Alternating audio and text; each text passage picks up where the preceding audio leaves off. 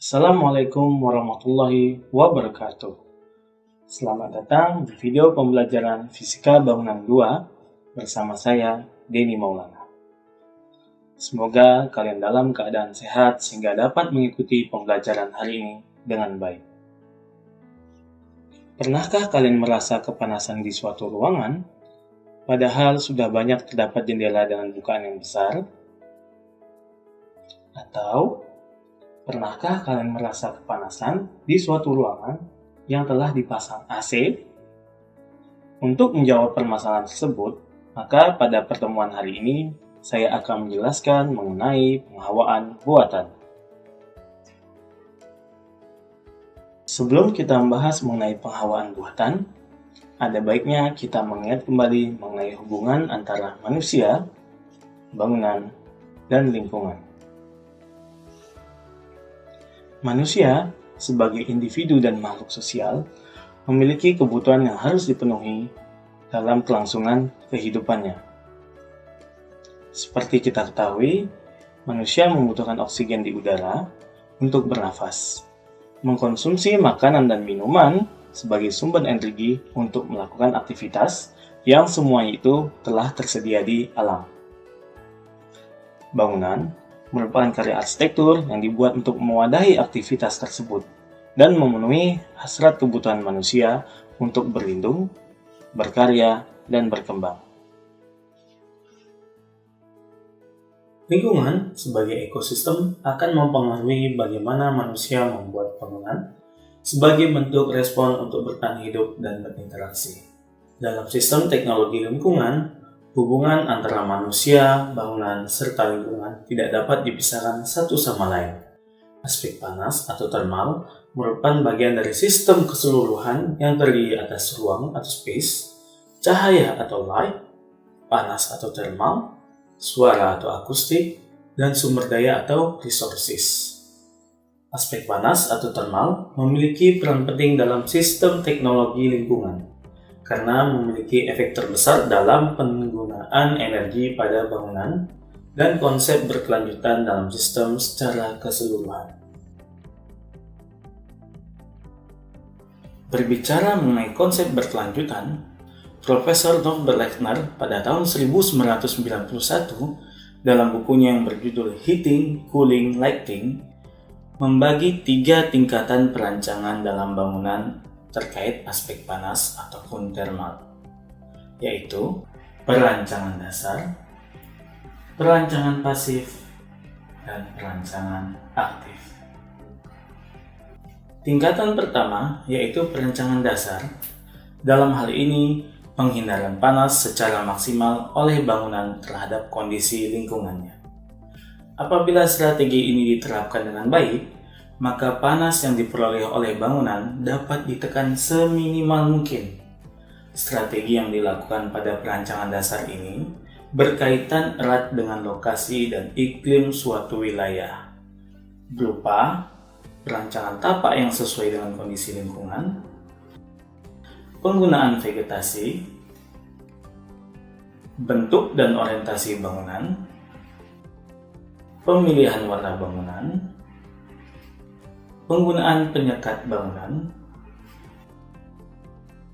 penggunaan elemen pembayang bangunan, pemilihan material dan konstruksi bangunan, penggunaan lubang cahaya efektif, dan bentuk serta lokasi bukaan udara. Karena aspek pertama ini berkaitan erat dengan iklim, apakah kalian masih ingat Indonesia masuk dalam zona iklim apa? Ya, benar.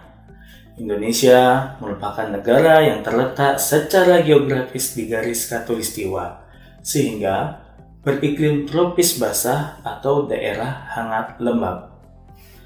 Ciri-ciri iklim tropis basah yaitu memiliki curah hujan yang tinggi, sekitar 2.000 sampai 3.000 mm per tahun, memiliki kelembapan yang tinggi, sekitar 80 sampai 100%, memiliki temperatur tahunan rata-rata di atas 20 derajat, bahkan mencapai 40,6 derajat pada musim kemarau. Intensitas radiasi matahari mulai dari tingkat sedang hingga kuat dengan intensitas rata-rata 4 kWh per meter persegi. Kecepatan angin mulai dari tingkat sedang hingga kuat dengan rata-rata kecepatan 5,5 meter per sekon.